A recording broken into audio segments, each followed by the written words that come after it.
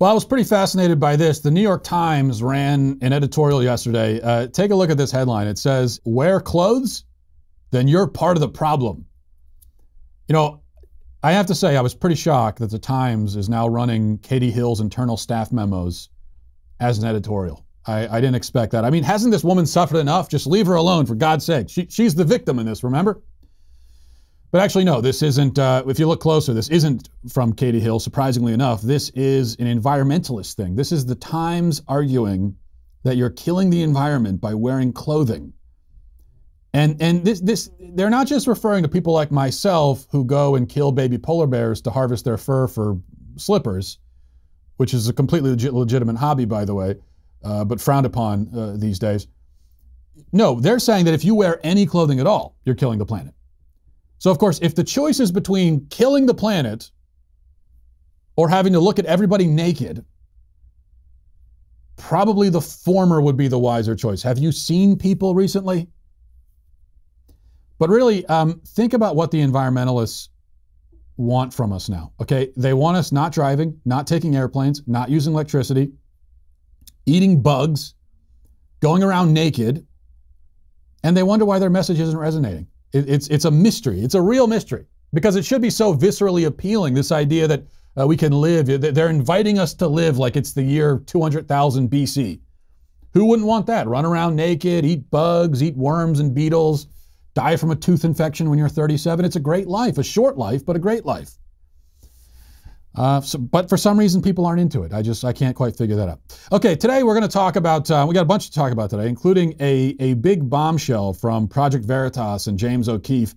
This is a literal bombshell. Well, not a literal bombshell, but that would be not safe. But this is a big story. We're going to talk about that. Also, if you remember that reporter who dug up dirt on the guy who was doing charity work for kids, Carson King, and the reporter tried to cancel him based on the old tweets that he had written, but then the reporter ended up getting canceled instead. Remember that? Well, he's speaking out now, and he wrote an article and has revealed that apparently he hasn't learned a damn thing, surprisingly. And a prominent abortionist celebrates his birthday in an appropriately disturbing way. But I also have a clip from this abortionist that completely decimates pretty much every pro-abortion talking point. And I want to play that for you today. But first, a word from Lightstream. You know, the holidays are approaching, and you may be thinking about how you're going to save some extra money. Well, I've got an idea, because we all have this in mind, right, as the holidays come up. I got an idea that maybe you haven't thought of yet. You can consolidate your high-interest credit card balances to a lower rate and save with Lightstream. Get a rate as low as 5.95% APR with AutoPay. It's much lower than the national average interest rate of over 20% APR. So just compare, 5.95% with 20%. That's how much you're saving. Plus, your rate is fixed. So as the rate continues to rise, as rates continue to rise, everyone else's rates, yours are going to stay low. And so you get that peace of mind. You're not only saving money, but for me, a lot of this is about saving money, but it's also about just the peace of mind that comes with that stability and knowing that you're making the right financial decision.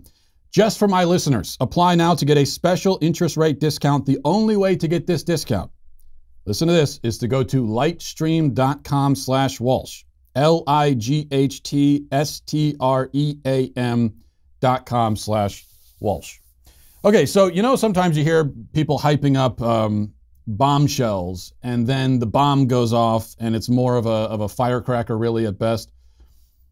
This one I think is really big. James O'Keefe and Project Veritas, they have footage of ABC anchor Amy Robach, and this is about as damning as it can possibly get for a news organization. Listen to this. She told me everything. She had pictures. She had everything. She was in hiding for 12 years. We convinced her to come out. We convinced her to talk to us. It was unbelievable what we had. Clinton, we had everything. I tried for 3 years to get it on, to no avail, and now it's all coming out, and it's like these new revelations, and I freaking had all of it. I'm so pissed right now. Like, every day I get more and more pissed, because I'm just like, oh my God, what we had was unreal. So that is damning on a number of levels for ABC. So you have corruption and you have incompetence that's being revealed here by the anchor. The anchor who, you want to give her credit because, according to her anyway, she wanted to get this story up and she was trying to push the story.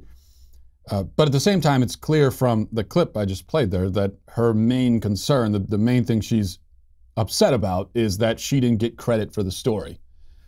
I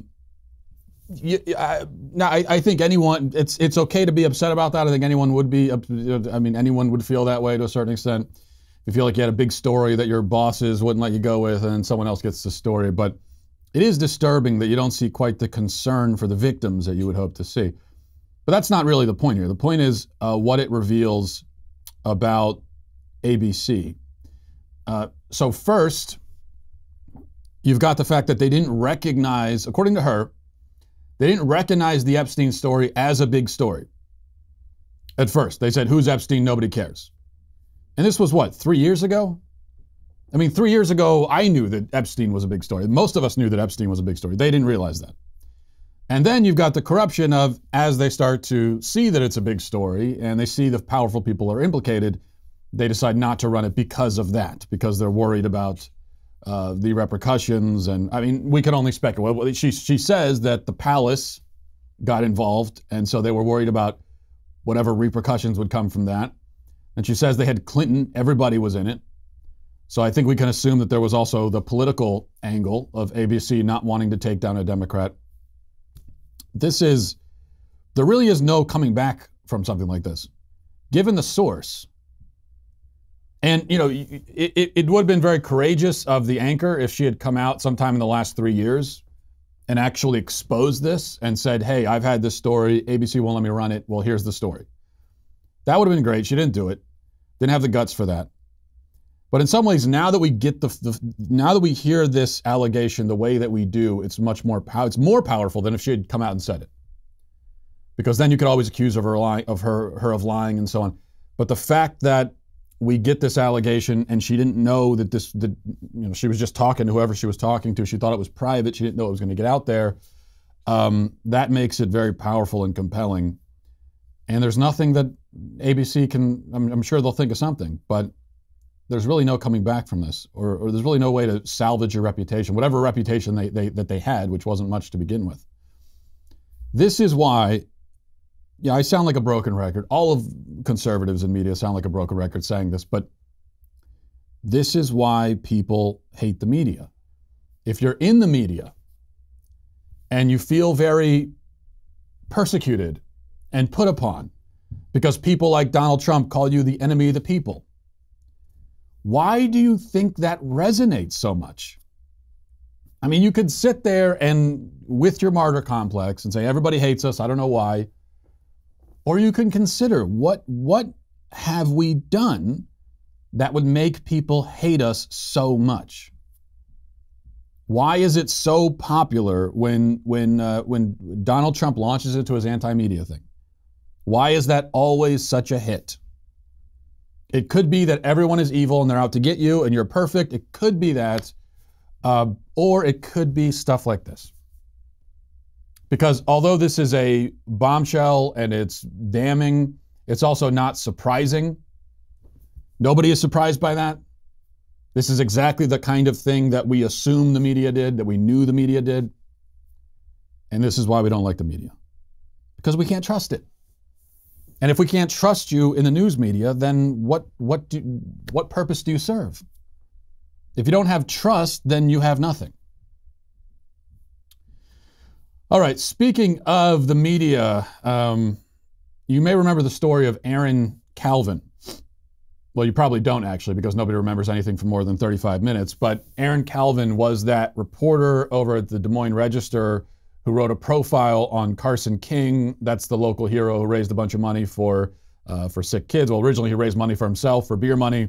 And then he said, you know what, actually, I'll give it to kids instead. And in the profile that Aaron Calvin did, you may recall, it included some information about offensive tweets that King had sent like a decade ago. and King was forced to publicly apologize, but then a huge backlash blew up against the reporter and the Des Moines Register for publishing irrelevant dirt on this guy who's only famous for writing a funny sign and then raising money for kids. Somebody dug through Calvin's, other people dug through Calvin's own Twitter history and found a bunch of offensive tweets of his, and he was fired. Okay, so that's the review of that story. Well, now he's back several weeks later with an article in the Columbia Journalism Review reflecting on his experiences. And here's the big shocker here. He still hasn't learned anything. He basically stands by the decision to publish this stuff about Carson King, about his tweets. He still hasn't had the epiphany that cancel culture is bad. He's still refusing to acknowledge that this is a problem in our society. This thing of digging up dirt on people and trying to destroy them randomly for no discernible reason. Now, a couple of things here, first of all. It seems like Calvin, the reporter at the Des Moines Register, is the only guy who was fired. And he seems a little bit salty about that. I don't blame him for that. I think that's wrong. Because it sounds like his editor, or at least he claims that his editor is the one who told him to do a background check on Carson King. Again, that's a background check on a guy who held a sign and raised money for kids. Let's do a background check on him. As if he is applying to, be an FBI agent or something. He says that an editor told him to do it. And then obviously an editor approved the article before it was published. And yet Calvin was the only one who was fired. So I think that's wrong. And he was fired for the wrong reasons too. He was fired because of the tweets that people dug up that he had written years ago. That wasn't our point. We weren't saying he should be fired for that. What we were saying is he should be fired for writing this incredibly irresponsible profile and publishing damaging information about a private citizen for no reason. It doesn't advance the public good. It's not newsworthy. There's no reason to do it. Everyone responsible for that decision should have been fired, but that's not what happened. Also, Calvin said he got a bunch of death threats and so on, and that's obviously wrong. As someone who myself has been the target of that kind of treatment, it's hard for someone who's never been targeted by the outrage mob with the death threats and the death wishes and all of that. It's hard to understand how overwhelming and scary that can be. Of course it's scary because all these people, you don't know who they are. Which of them could be crazy and actually be serious about what they're saying? Who knows? Especially when you have a family. But this is exactly my point. This is the kind of situation that the media often puts other people in. So think about the Covington Catholic kids. It's a situation, they put those kids in that situation for no reason. It's a situation they could have put Carson King in if the story hadn't gone in the other direction and it ended up flying back in the faces of the Des Moines Register.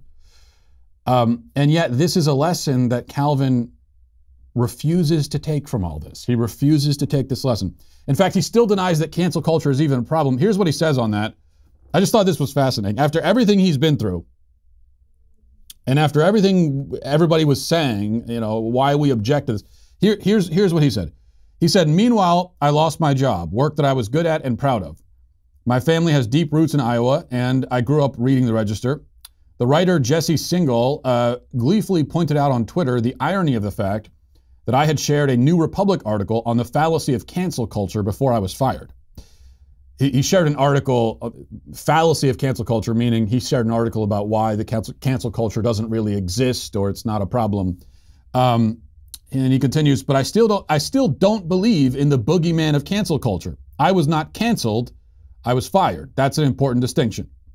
I'm far from the first person to be doxxed or to endure an online mob. It's more of a common occurrence and turns more quickly violent for women or writers of color.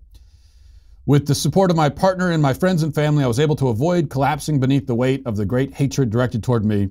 Some of my former colleagues at the Register have reached out to communicate their support.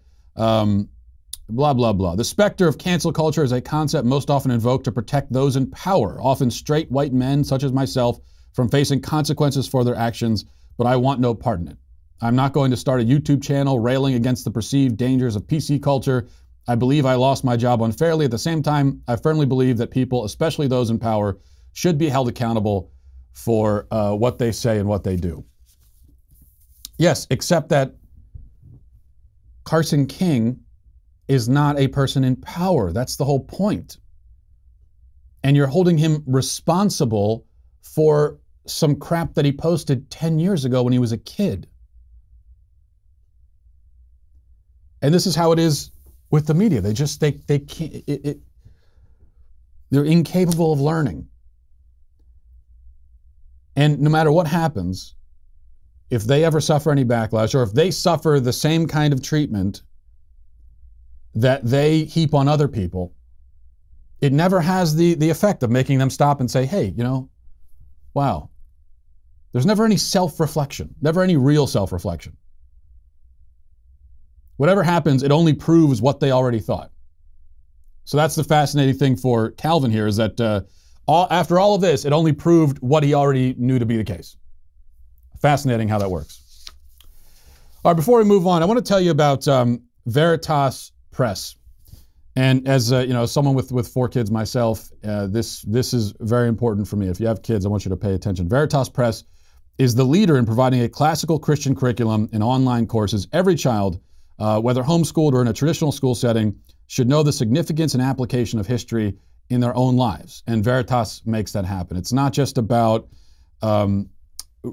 remembering names and dates and places and being able to regurgitate that information. When I went to public school, that's what history was all about. It was just about regurgitating information, memorizing the dates, and then putting it down on a piece of paper.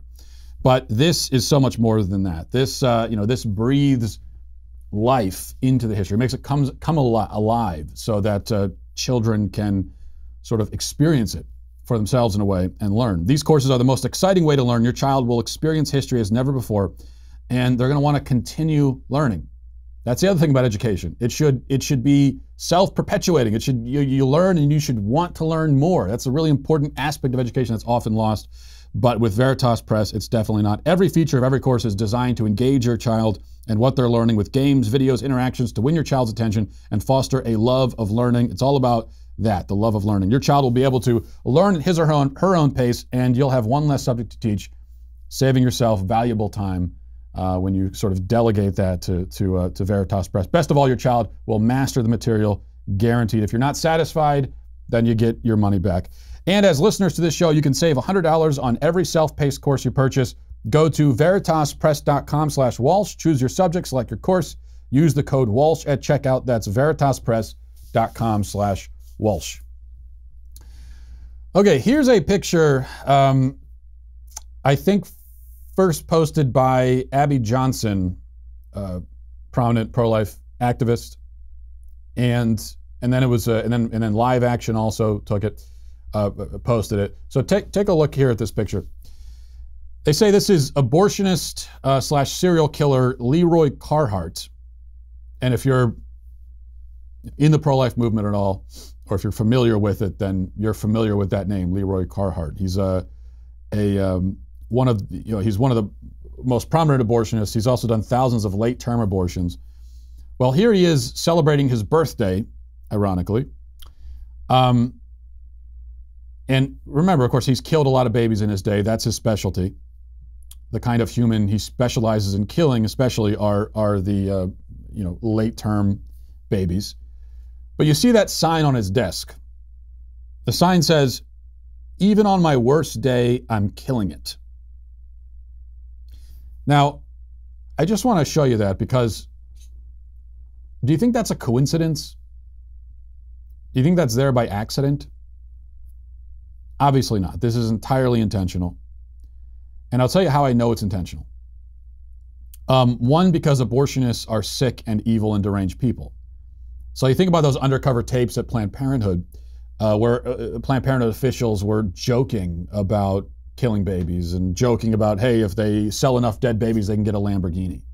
This is very common among abortionists, and in that realm, this kind of quote-unquote humor. These are really absurdly, cartoonishly evil people. Like if abortion didn't exist, and I wrote a screenplay with characters like this, with guys like Leroy Carhart, you would say that it's way too outlandish to be believable. And here's the other thing. Leroy Carhart, as someone who performs late-term abortions, absolutely knows and acknowledges that he kills living babies. And I know that he acknowledges that he kills babies, because he said so himself. And I want to play this for you. This basically got no attention when it first came out, but I think it deserves a lot more attention than that. The BBC did a report on the abortion war in America, as they called it. And as part of that report, they interviewed this guy, Leroy Carhart. And I want to show you just a brief clip of that interview. Listen to this. What counts as a medical need, in your view? I mean, if the woman is really stressed about her pregnancy, qualify her for it has to get more to the point of depression, not just stress. And it fit within my confidence of what we could do safely. I would do that. Right up until when? Late 38 weeks, 39 weeks? I don't know. That you're not comfortable saying? No, I'm not going to say that. Yeah. To the fetus, it makes no difference whether it's born or not born. The baby has no input in this as far as I'm concerned. But it's interesting that you use the word baby, because a lot of abortionists won't use that. They'll use the word fetus because they don't want to acknowledge that there's a life. I think that it is a baby, and I use it with the patients. And you don't have a problem with Absolutely killing not. a baby? I have no problem if it's in the mother's uterus. There's just so much in that one little clip, and all of it is utterly devastating to the standard pro-abortion arguments. First of all, he admits, you caught that at the very beginning there. It's just really important. He admits that performing late-term abortions in cases where he's supposedly doing it for the health and life of the mother, he admits that in many of those cases, the medical issue that the mother suffers from is depression. So keep that in mind. Keep that in mind whenever someone says, and you hear this all the time, you hear people say that, late-term abortions, that's not even a problem. This is just something that pro-lifers make up, or something that anti-choice people make up, as they would phrase it. Because if someone's doing a late-term abortion, it's only because the mother's health is seriously in jeopardy and they got to do it to save her life. Not according to Leroy Carhart, who actually performs the abortions. He's saying that if a mother comes to him and says, I'm depressed about being pregnant, that is a, quote, medical reason to get an abortion. Which actually makes a lot of sense. Because this idea that a person at a late stage of pregnancy could have some sort of actual physical medical complication that would necessitate an abortion is ridiculous. Now, it's very possible that a woman in the later stages of pregnancy could have a serious physical medical complication. That would mean that she can no longer carry the baby. But in those cases, if you're interested in preserving the baby's life, you would just deliver the baby alive. Doctors do this all the time in hospitals all across America. They have emergency C-sections and so on. It's a very common thing. But with late-term abortions, now, if it's a late-term abortion, there is going to be a delivery. Either way, the baby's coming out. It's going to be delivered. The only question is, are you going to kill the baby before you deliver him or not? So with the late-term abortion, all you're doing is adding an extra step. And that extra step happens to involve killing a human being. There is no way that that extra step of killing the baby first could somehow be necessary in order to save the mother's life. No, that's not what it's about. It's just about killing the baby for the sake of killing a baby. And the medical complication is often something like she's just emotionally traumatized by the fact that she's pregnant. But it doesn't end there. He also then justifies abortion by saying that it makes no difference to the baby if the baby is born or not born. The baby has no input, he says. Now, this is, of course, callous and cruel in the extreme, but this is the kind of rationale that abortionists use. I think sometimes it surprises people to learn that abortionists, especially when they're talking amongst themselves. Now, in this case, he's talking to a reporter, so he was being a little bit more honest than usually they're willing to be. But abortionists don't bother with all the euphemisms and everything, oftentimes, that people in the pro-abortion movement do. They know what they're doing, and their reason for doing it is just, hey, the baby just doesn't mean anything to me. I don't care. But of course, with that attitude, to say it makes no difference to the baby if it's born or not born, which I suppose is another way of saying that the baby isn't really, isn't fully conscious of what's going on, and doesn't have quite the self-awareness, that a human does later in development, which is true, but. Of course, if that justifies abortion, then it would justify killing an infant 6 months after birth or a year after birth. And I suspect that a guy like Leroy Carhart would have no problem with that. If it was legal, he would do that too. And then finally, he says that he calls them babies. He says, yeah, they're babies. I'm killing babies. Sure. He's got no problem saying that. He even calls the baby a baby to the mother. He even calls the mother a mother. Which just shows you that all of the talking points, all the obfuscation, all the ways that pro-aborts try to sanitize this, well, for the guy who's actually doing the deed, that's all useless. And it's useless because he knows what he's doing. He knows he sees it for himself. He knows what this is. He knows that, of course, it's a baby I'm dealing with here. What else would it be? It's just that he's gotten himself to a point, he's gotten his soul to a point, or he has sufficiently removed his soul, forfeited his soul to a point where it doesn't bother him. All right. Let's see here. We have this, I mentioned this interesting article in the Federalist that I think we'll save for tomorrow. But I do want to talk about this because Chad Felix Green, who's a great writer over at the Federalist, he wrote a report analyzing this claim that there's an epidemic of anti-trans hate crimes. I'm sure you've heard this claim many times. In fact, we heard it at that Democrat town hall a couple months ago, where someone got up and was screaming about how I'm pretty sure the phrase was a claim that people are out hunting trans people. Well, Chad Felix Green took a look at this claim, and he took a look at the actual supposed instances of anti-trans hate crimes and found, unsurprisingly, that this is an epidemic that doesn't exist.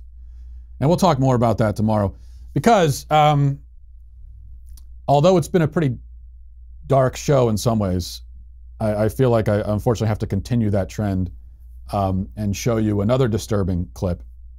This one from a Pete Buttigieg rally. These are Buttigieg supporters, and look at what they're caught on tape doing. It goes to the song High Hopes by Panic at the Disco, which is kind of the walk-on song for Pete. The way that the dance goes is very, very simple. You do kind of like a push down to the right, and then down to the left, and then up to the right, and up to the left. Super simple dance. And then you do the same thing, but you do a roll to the right, roll to the left, roll up to the right, and roll up to the left. And then you do 2 claps. And then you go back and forth just up in the air, right? So it looks like this to the music. And I encourage you all to do it along with me so that I don't feel silly.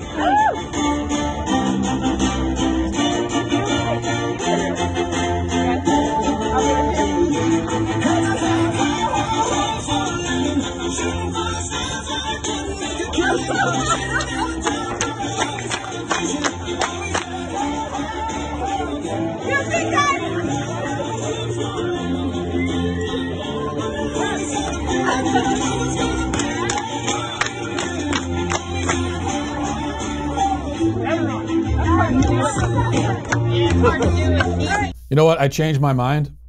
White people are actually bad. Abolish white people. That's my feeling. The alt-right accuses me of being anti-white, which I've always found to be an idiotic and incoherent accusation, but maybe they're right. Maybe I am anti-white, I think, because all I'm saying is if you can't dance, which it's a stereotype, but it's true that most white people can't. Many stereotypes are based in truth. This one definitely is. My feeling is if you can't dance, then it is unethical and irresponsible for you to attempt it when other people are present. You are subjecting them to that. Now, I can't dance. I can't sing. So you know what? I don't dance or sing because I'm not going to subject others to the horrific spectacle of me attempting to do that. I don't think it's socially responsible. And so this is socially irresponsible, what you're seeing there. Which brings us inevitably to this.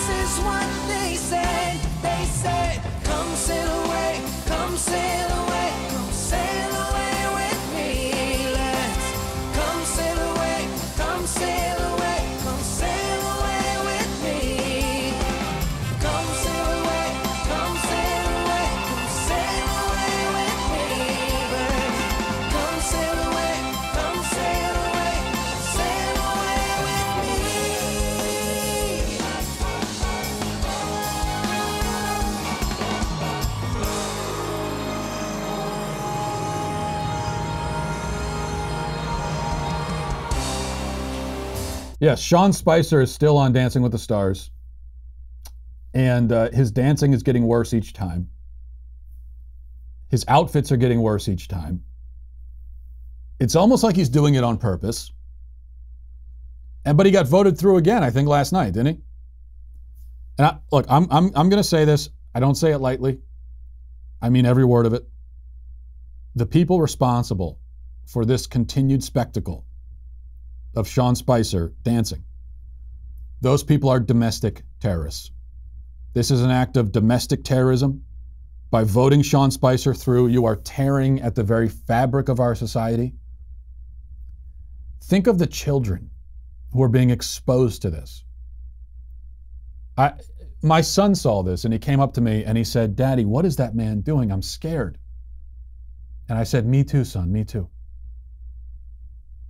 And these are conversations that if you're voting Sean Spicer through, you're forcing all of us to have this. I don't want to have to explain this to my kids.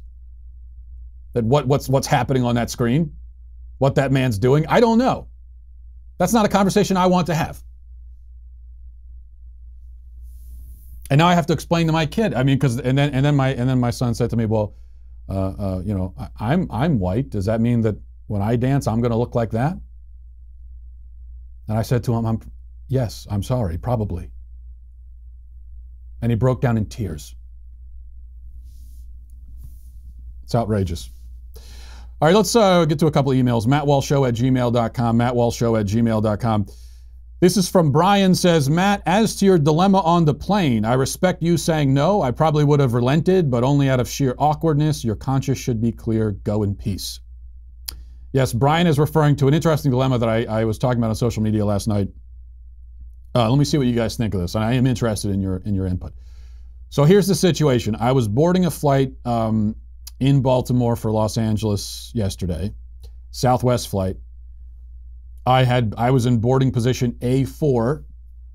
So anyone who flies Southwest, you know that, of course, you get Southwest, you pick your own seats. So whoever gets on the plane first, you get your pick of the litter.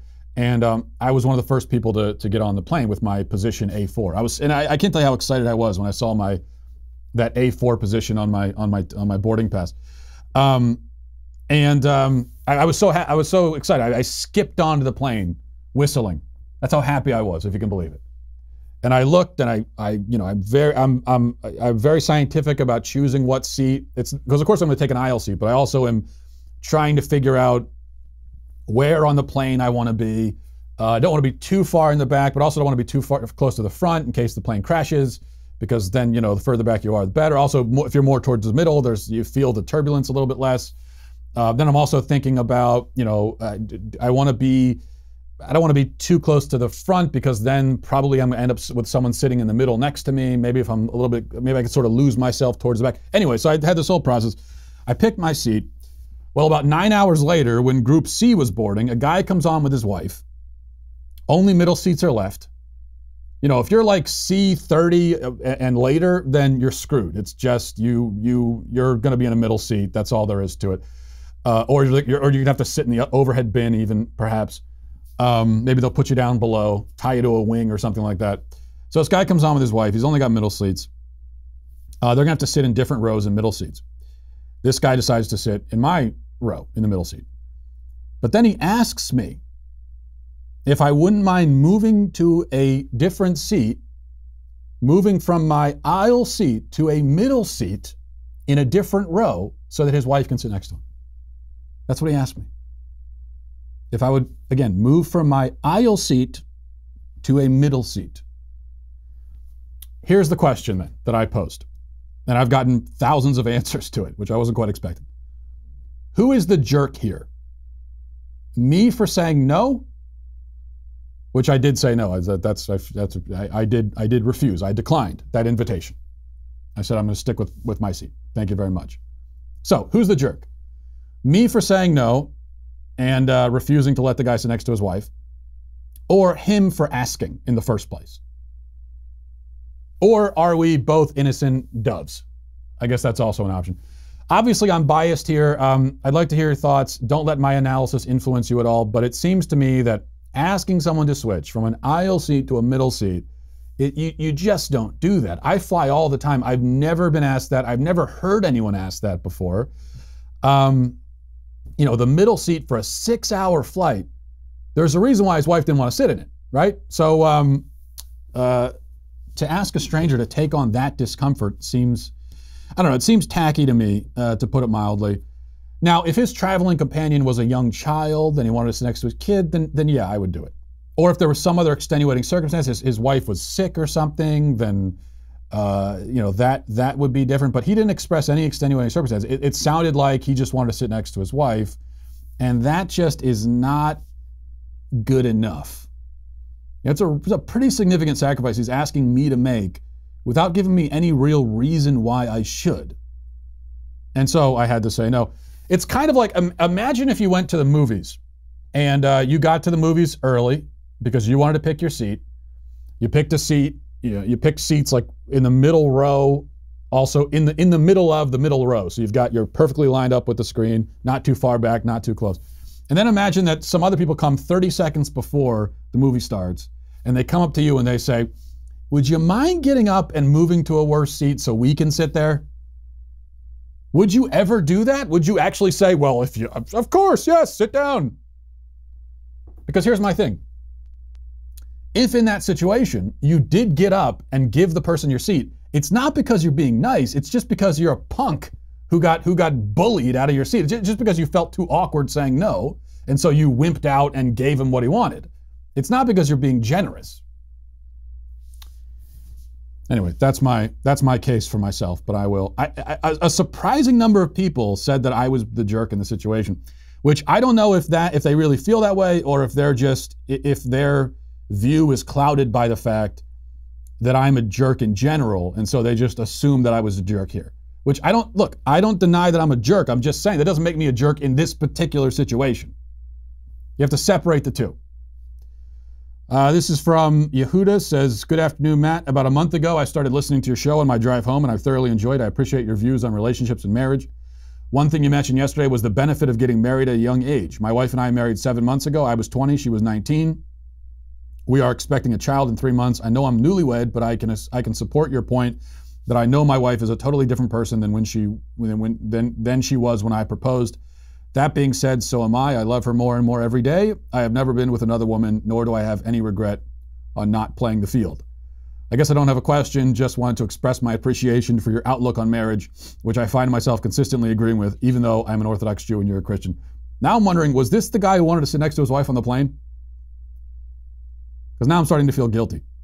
That is one thing that occurred to me. It's like, you really don't want to be apart from your wife for 6 hours? I mean, I'm just saying, like, you can't.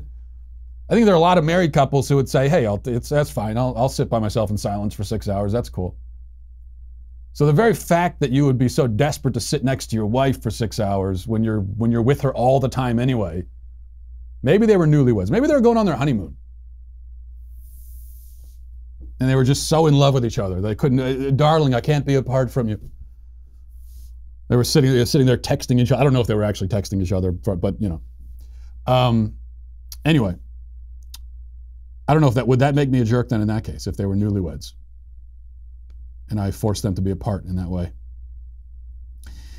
No, but thanks for the email, and congratulations on the marriage, by the way. I think you guys made a great decision. As I said yesterday, I'm a big proponent of marrying young. It's not for everybody, of course. We all have to make decisions that are right for us in our particular situations, but I certainly think that it's something that once you're an adult and you leave the house, it's something to at least consider, and starting that journey together. And I think you guys will be happy that you did. So congratulations again. Finally, this is from Michael. Says, I'm a libertarian conservative and agree with much of what you say. I agree on conservative values, but do not believe the government should be used to push said values. On the topic of allowing people to kill themselves, I disagree with you. I do not want anyone to kill themselves. And this is assisted suicide we're talking about, as we've been discussing in the email portion for the last few days. I do not want anyone to kill themselves and would do all I could to convince that person otherwise, but as bad as an action as it might be for the person, as you said, I don't see why it's the state's job to prohibit that. Take legalization of drugs. A person should be allowed to do all the drugs they want as long as no one else is harmed. And this might not be in their best interest, but they're still a free individual. Just as I would try to stop a person from committing suicide, I'd try the same for a drug addict. At the end of the day, it is still their choice, and they are not physically harming anyone else in the process, so it's okay. How do you disagree, and can you change my mind? Well, I can only say, and I've got so many emails on this, and people making the same point, Michael. I can only repeat what I've been saying, that first of all, we're talking about assisted suicide, so we're not talking really about whether or not a person, an individual, has the right to kill themselves. We're saying, does a third party have the right to come in and get involved? And especially when the third party is a representative of the medical industry, which is supposed to be focused on healing and treating disease, not killing people. And what I would say is that no. So this is really focused on that third party. I think that, so even if I agree that you have a right to kill yourself, whatever that could possibly mean, I don't think that anyone else has a right to help you. And if you are saying that someone has a right to help another person kill themselves, you can't do it on a self-determination basis, because it's not self-determination. You're helping to determine someone else's self, or rather to obliterate someone else's self. So there's that. Also, I would just say on the libertarian thing, I sympathize with libertarian views in many respects, especially when it comes to taxes and economics. But I do think that the reason why I don't myself identify as a libertarian is because it can be a bit too simplistic at times, where you completely disregard the concept of the public good and any notion that the state should be at all involved in fortifying, protecting, facilitating, promoting the public good. To you is anathema as a libertarian. I just disagree with that. Now, I agree that many times the state can do things that it says are for the public good, but actually are not. So so that's bad. I agree that that is bad. And there are other things that could be for the public good, but maybe the state still shouldn't get involved in, because it's not their place. But to just sweep that consideration off the table completely and say that the state has no role here at all, I disagree. In fact, I think that is one of the roles of the state. It's just they have to do it right. And we as free people in a democratic society, we have the power to, or we should have the power anyway, to see that it is done right. So for example, something like legalizing drugs. Legalizing marijuana, fine. The cost in terms of money and manpower and everything, pain and suffering, involved in enforcing laws against it just is not worth it when you consider what marijuana is, which is a, relatively benign in comparison with other substances that are actually legal, such as alcohol and a lot of prescription drugs and so on. So that's why I'm okay with legalizing marijuana. But the idea of legalizing all drugs, for example, heroin, intravenous heroin, the idea of having a situation where you could just go to the drugstore and pick up intravenous heroin, I can't get on board with that. I respect that you're taking your view to its logical conclusion as a libertarian and saying, it may not be great for society to have heroin legal for everyone and you could go buy it at the store, but the state has no role there. I just disagree. I think that the state does have a role there, largely for the sake of the public good in that case. Okay, we'll leave it there. Thanks everybody for watching. Thanks for listening. Thank you for emails as well. Godspeed.